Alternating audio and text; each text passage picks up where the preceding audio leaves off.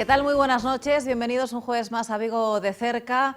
Ya la costumbre me iba a hacer decir que íbamos a abrir nuestras líneas telefónicas, pero hoy no puede ser porque a estas horas, y lo comentaremos ahora con el alcalde, se está celebrando la Gala del Deporte de Vigo y hoy la agenda pues no nos permite, pero aprovechamos, ya saben, que en estos momentos para sacar esos correos electrónicos que nos siguen enviando a vigodecerca@televigo.com y también los mensajes que nos dejan en el contestador en el 986 43 0506. Don alcalde de la ciudad, don Abel Caballero, muy buenas noches. Hola, buenas noches. Porque cuando nos metemos en el directo, alcalde, ya le cogemos el gustillo y ya estamos acostumbrados. Sí, pero bueno, esta noche no puede ser porque, como sabes bien, entregamos los galardones de mejores deportistas, amateurs y tal.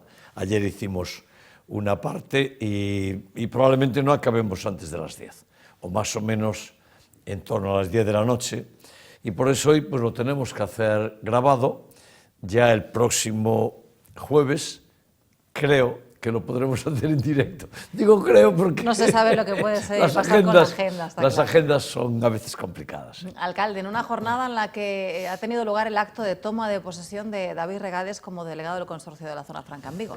Sí, además es la toma de posesión, la importancia, mucha asistencia, 400 o 500 personas que quisieron venir, de Vigo muchos, de fuera.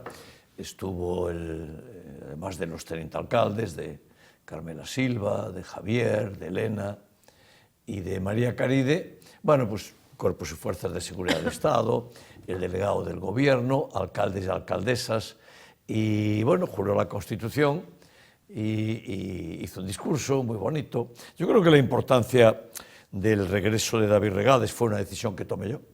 Yo decidí que tenía que regresar, porque el mundo de lo económico cada vez juega más papel. Estamos en un momento complejo de la marcha de la economía del mundo. Es cierto que a Vigo en la economía nos va muy bien, la ciudad tira mucho, pero a mí me parecía que yo tenía que tener en el gobierno a alguien que empatizara con el concepto de la productividad, de la organización de la empresa. Entonces no podía dejar que se fuera para Zona Franca la delegada accidental, Ana Mejías, y David en Madrid, pues su papel era sensible, pero Carmela desde el Senado ya tiene el contacto con el gobierno y por tanto todo señalaba que David tenía que regresar. Yo se lo planteé al presidente del gobierno, Pedro Sánchez, a la ministra de Economía y primera vicepresidenta, y los dos me dijeron enseguida que sí. De hecho, ahí estaba Besteiro, que estuvo con nosotros, y apoyó enseguida el nombramiento de David. Y ahora, pues bueno, estamos preparando Zona Franca para lo que venga, porque Zona Franca es una pieza clave de la economía de Vigo. Es una pieza importantísima y determinante, y tenemos que tenerla siempre como un punto de apoyo, ¿no? Aquello de Newton, ¿no? Darme un punto de apoyo y mover el mundo. Pues para Vigo el punto de apoyo es la Zona Franca. Zona Franca es una gran iniciativa. David Regades, en los 5 años que estuvo, fue sin duda el mejor delegado que tuvo Zona Franca en sus 75 años de vida, y ahora regresará. Ana Mejías va a ser teniente alcalde para llevar los ámbitos de la productividad y relaciones con las empresas. Van a empatizar mucho y seguiremos haciendo Vigo, ¿no?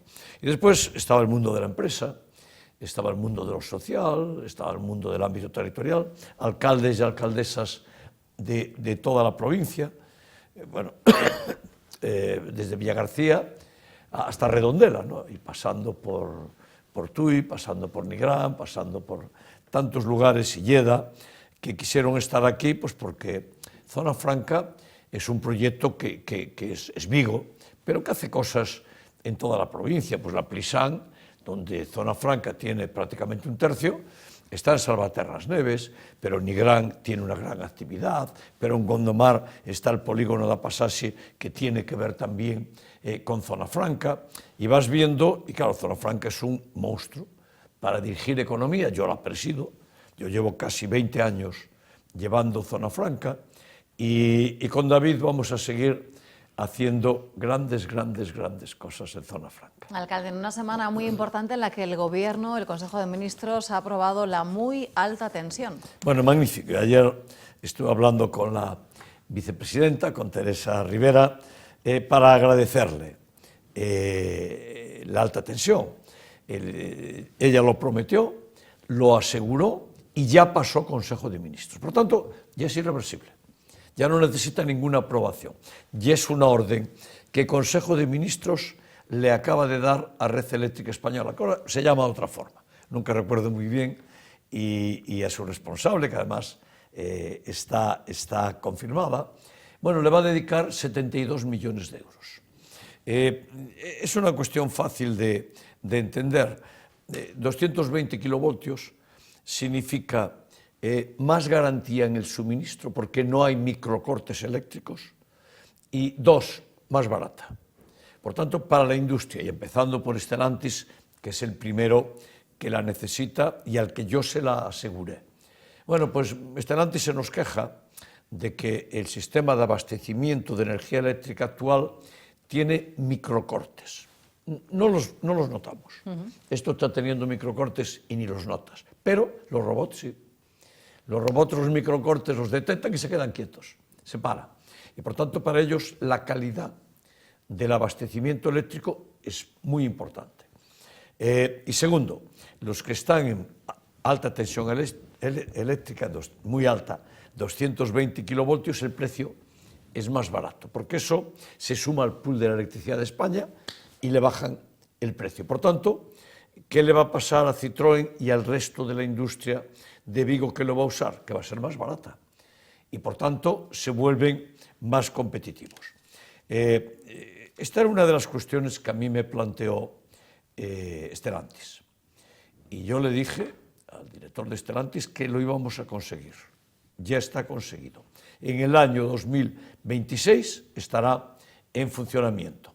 Segundo, nos pidieron un apoyo desde el ayuntamiento. Se lo dimos y, por tanto, algunas de los tributos que pagan serán menores para Stellantis. Nos pidieron apoyo en Zona Franca y Zona Franca le bajó el coste del alquiler. El dueño del suelo donde está y muchos edificios donde está Stellantis, la antigua Citroën, es de Zona Franca. Pues se los abaratamos y nos pidieron participación en los PERTEs de España, garantizado. Por tanto, nosotros conseguimos, sin que la Xunta aparezca para nada, porque la Xunta considera que Vigo no es Galicia. Para Rueda, Vigo no es Galicia y el Celta de Vigo no es de Galicia porque ni paga nada para Stellantis, ni paga nada para el campo de fútbol, ni para otras cuestiones. Y por tanto, centramos las cosas bien. Yo estoy contento porque se centraron bien. Llegarán más recursos europeos para Vigo, llegarán muchos más recursos europeos y seguiremos haciendo economía y seguiremos haciendo ciudad. Alcalde Ángeles le dice, soy seguidora del programa y me dirijo a usted porque nadie me hace caso, ni el 010, ni la Junta del Puerto, que dice que es cosa del Ayuntamiento. Así una semana iba a pasar algo grave. En Jacinto Benavente, detrás de la Casa del Mar, se ha hundido una acera o un coche la ha roto. Hay un gran socavón y alguien se puede romper una pierna o algo peor. Han avisado al centro de Alzheimer, trabajadores de la Casa del Mar, y no se soluciona. Por favor, cuanto antes pongan al menos una valla mientras no se arregla. Muchísimas gracias. Bueno, muchas gracias. Claro, esa es una zona del puerto. Es decir, la parte donde está la gasolinera, que es por donde están diciendo, es del puerto. Y todo el conjunto de las industrias que hay entre Jacinto Benavente y Beiramar es del puerto. Pero bueno, primero hay que señalizarlo y si no está señalizado es que a la policía nadie le avisó todavía. La policía lo suelen ver y rápidamente avisan y se señaliza y después, claro, si las averías en la carretera, en la calzada, son singulares, rápidamente se hace una reparación de emergencia para después hacer ya una reparación completa. Yo le agradezco mucho a Ángeles que nos lo diga. Jacinto Benavente está teniendo una profundísima y gran transformación. Ya hay un número de casas nuevas justo delante de la Escuela de Náutico Pesquera. El mar de Vigo cambió una parte importantísima. ya hay una zona verde que hizo el ayuntamiento ahí y el plan ya ordena el resto de los edificios.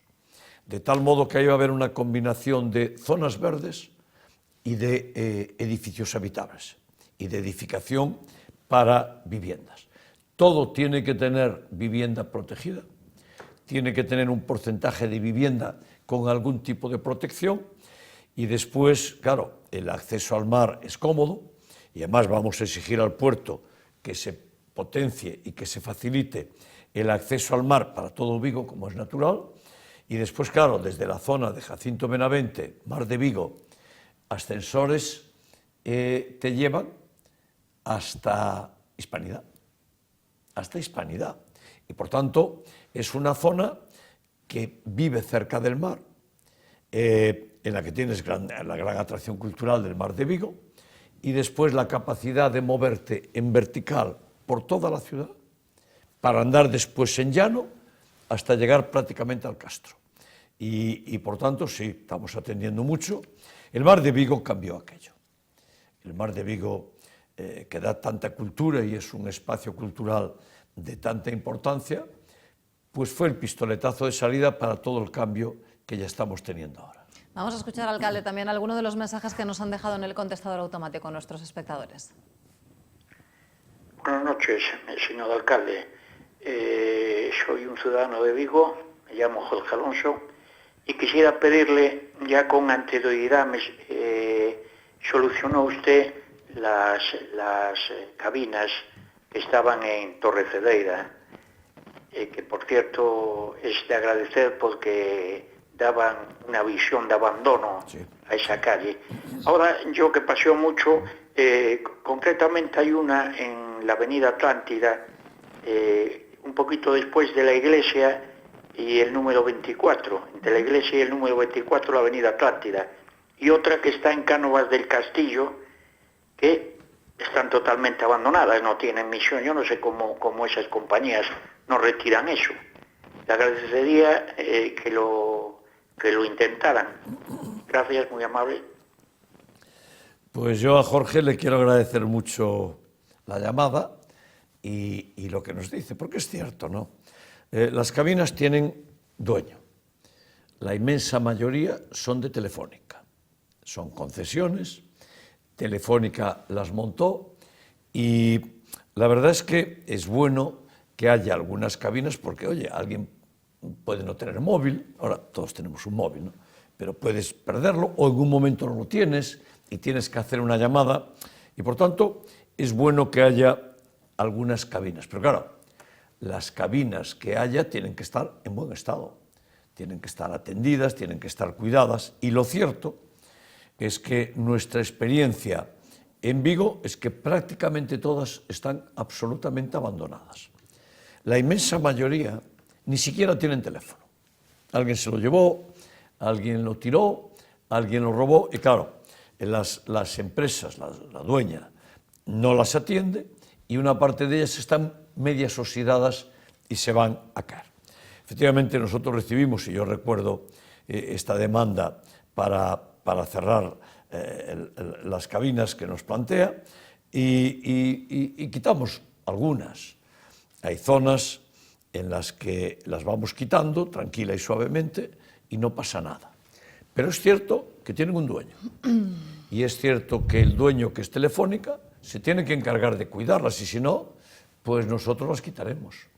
Yo tomo nota de la de Atlántida, que la sitúo perfectamente, allí cerquita de la iglesia, y también Cánovas del Castillo. Hay en Cánovas del Castillo y hay en la zona donde empieza el Berbés, la plaza. Allí hay una esquina en la que también hay una o dos, que está en un estado lamentable. Y bueno, hablaremos con Telefónica para que las tengan arregladas y si no, pues habrá que quitarlas. Porque no se puede permitir que una ciudad tenga esos focos de fealdad y marginalidad, porque una cabina sin una calle hace de la calle como si fuera un poco marginal, ¿no? Un poco, oye, calles marginales en Vigo ninguna. En Vigo todas las calles son buenas e importantes. Por eso yo le agradezco mucho a Jorge lo que nos plantea y cuenta con que vamos a arreglar los dos sitios. Alcalde, Antolín, que es uno de los chicos que tenemos con nosotros en prácticas en estos momentos, le hace también una petición. Le dice y le cuenta que es un berciano viviendo en Vigo, que vive cerca del Vialia y que cuando fue a casa de sus padres a Ponferrada, o cuando va a Ponferrada, en este caso lo hace a través del tren, un tren que sale de Guixar y un tren que llega a Guixar. El miércoles 3 de abril, cuando llega, después de 5 horas de viaje a Vigo de nuevo, traía 2 maletas y una mochila. Y dice que el tren que llega de Barcelona a Sants Vigo-Guixar sobre las 12 menos 25 y que como vive cerca del Vialia, donde está el halo, pues le pregunta si se podrían acomodar los horarios de los trenes al funcionamiento del halo, porque llegó entre semana, era un día entre semana y estaba ya cerrado porque ponía que cerraba a las 11. Entonces, le pregunta si hay alguna posibilidad de acomodarlos a los horarios de los trenes, pues para que personas que como él llegan cargadas tengan el halo también para poder hacer los viajes y hacerlos, bueno, pues ahorrarse ese tramo importante que nos permite el halo. O sea que es Antolín el que... Es Antolín, Pero sí. este ya lo leí, me lo mandó a mí también. Ah, pues sí, me es lo mandó a Antolín. mí y ya lo leí. Y efectivamente lo estamos viendo. Porque no pasa nada por tener una hora, media hora más el ascensor. Y entonces estamos viendo a ver a qué horas llegan trenes, estamos viendo el nivel de ocupación. Porque si el tren trae una persona que es Antolín, bueno, como es Antolín, lo pondremos, pero no lo veo, ¿no? Igual que se hace a las 11, se puede hacer a las 12, y no pasa nada, ¿eh? Simplemente conviene tener un tiempo en el que prácticamente no se usa, porque si en ese tiempo pasa algo, es más difícil de arreglar. Claro. Es más difícil de moverte, hacerlo. Entonces, ya lo tomamos la decisión de tener horarios para todas las escaleras, todas las rampas y todos los ascensores. Pero yo recibí este correo y efectivamente mandé que contrastaran todos los horarios de trenes de salida y de llegada. Porque, claro, dependiendo de un tren que salga a no sé qué hora, a las 8 de la mañana o a las 7 de la mañana, y mete pues 300 personas, oye, a lo mejor 40 o 50 usan el halo para subir, los que llegan claro. Aquí, en el caso de Antolín, por la noche para bajar, y lo estamos viendo.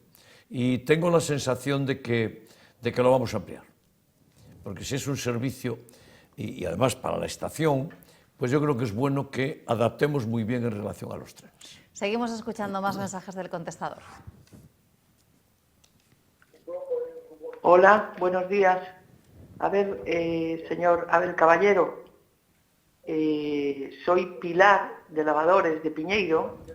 A ver si un día se acuerda de nosotros y nos asfalta esos caminos que tenemos por ahí que están intransitables. Buenos días, muchas gracias. Bueno, muchas gracias. Bueno, hombre, de Lavadores me acuerdo bastante. Y de hecho estamos haciendo una rampa para acceder al centro de salud. Pero allí en Lavadores, en la parte de Barreiro, estamos poniendo una rampa mecánica porque el acceso al centro de salud y a Fontoscura es muy empinado. Estando allí, se me acercaron la gente de San Pablo y tuvimos una charla amistosa, estupenda, y también les vamos a arreglar allí unos daños que hay en unas aceras. Pero un poquito antes también estamos haciendo a la altura del Colegio Losada 3 grandes rampas para conectar Ramón Nieto con la parte baja del Colegio Losada. Después tenemos en este momento ya haciendo el proyecto en Barreiro de viviendas. Va a haber un número de viviendas, la mayor parte de alquiler, viviendas de precio asequible, y después allí vamos a hacer un centro cívico.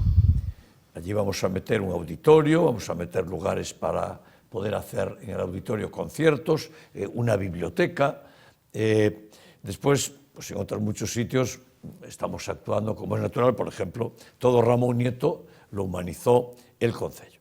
Yo, Pilar, veré la zona que me estás planteando en Piñeiro, pero a Lavadores nosotros le prestamos mucha atención, muchísima atención. Yo cuando paso por allí veo el macroparque y lo bien que funciona, y la cantidad de familias que hay allí, o el Mais que Agua, que está un poquito más atrás, que también se hizo siendo yo alcalde, o la pista de skate que hicimos.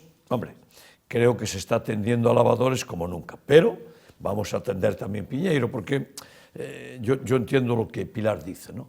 Oye, esa es su zona, ahí vive y lo pide. ¿Qué es lo que yo pido también a cambio? Y es, hombre, que me den un poquito de tiempo. Nosotros en Vigo hay 1.700 calles, humanizamos 1.100. Este invierno llovió mucho y tenemos un clima templado cálido y, por tanto, en muchas zonas también hubo un deterioro. En los asfaltos hubo mucho crecimiento de la maleza, hay que desbrozar, entonces estamos acelerando toda la acción para atenderlo. Así que, Pilar, muchísimas gracias por tu llamada y vamos a ver cómo podemos resolver el problema de la zona de Piñeiro. Alcalde, le dice Walter, me dirijo a usted con todo respeto y solicitando su ayuda en la zona del Calvario.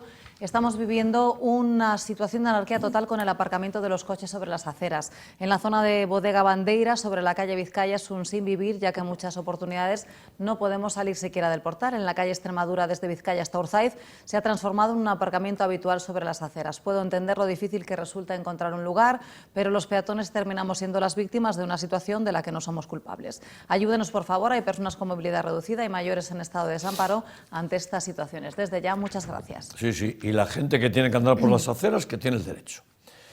Nosotros, yo no soy muy partidario de que se pongan multas, ¿no? Pero lo que no puede ser es que uno vaya por cualquier zona del entorno de la calle Bandeira y se encuentre dos ruedas del coche metidas dentro de la acera.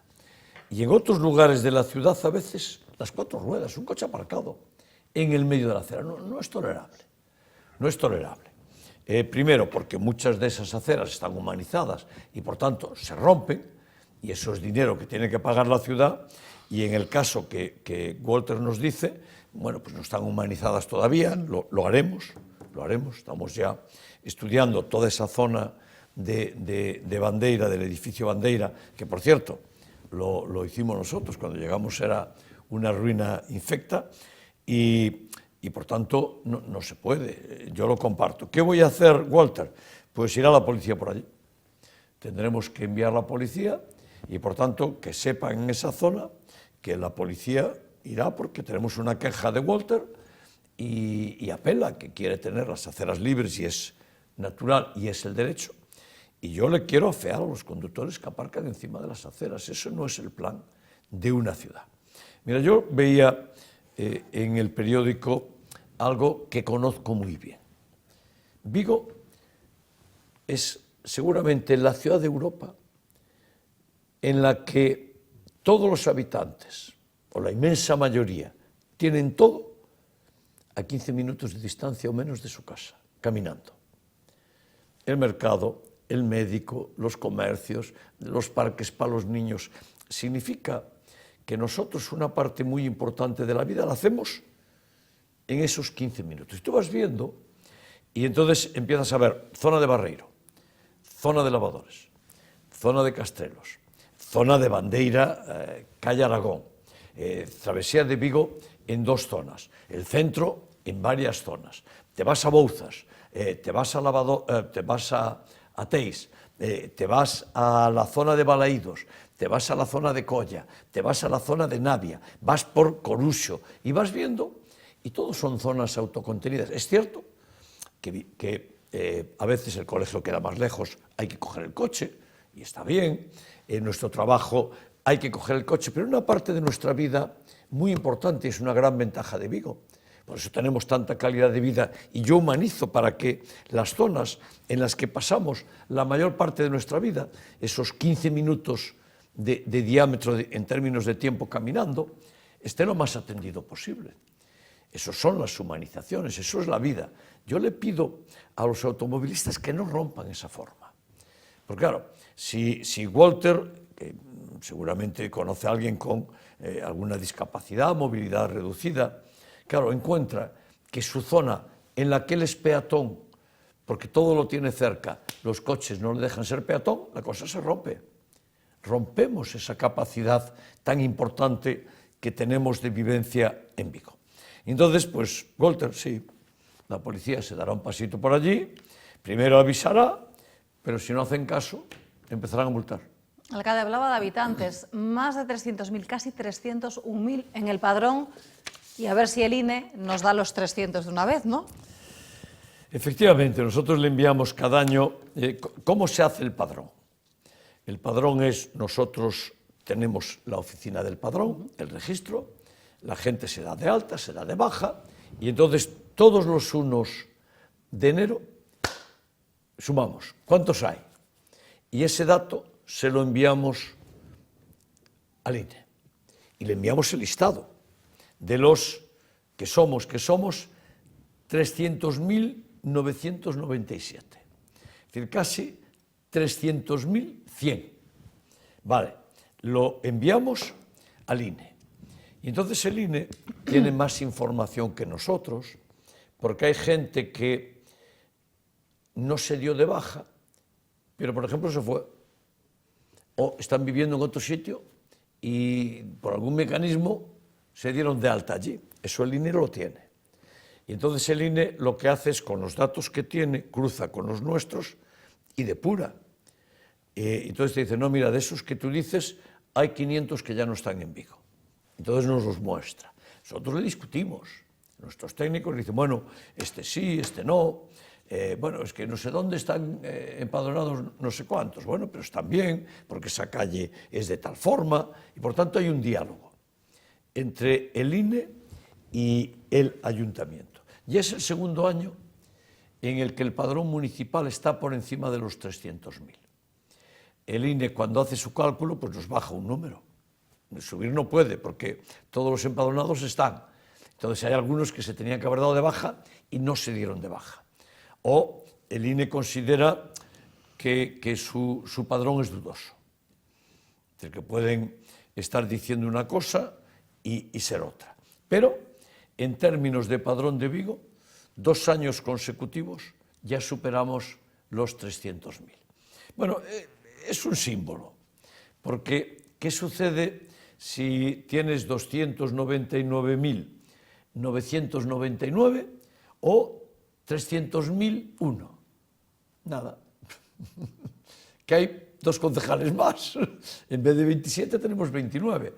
Porque nosotros, la financiación que nos dan depende muy poquito de los habitantes. ¿De qué depende? Depende de los impuestos recaudados, depende del IVA que se recauda, depende de otros parámetros. Y por tanto, sí que es bueno estar empadronado, porque eso también produce otros efectos, en algunas ponderaciones, pero una pequeña subida o bajada está ahí. Hombre, superar los 300.000, yo confieso que quiero superar los 300.000. Quiero. Fijaros, Coruña tiene sobre 240.000 habitantes. Santiago está sobre los 90.000. 1.000 para arriba, 1.000 para abajo. Vigo tiene tanta población casi como Coruña y Santiago juntos. Y bueno, esto hay que decirlo. Hay que decirlo porque alguna gente aún no entendió la importancia de Vigo en población y la importancia de Vigo en ámbito de la economía. Así que en este momento, mejor dicho, a día 1 de enero, 300.997. Hoy somos más ya.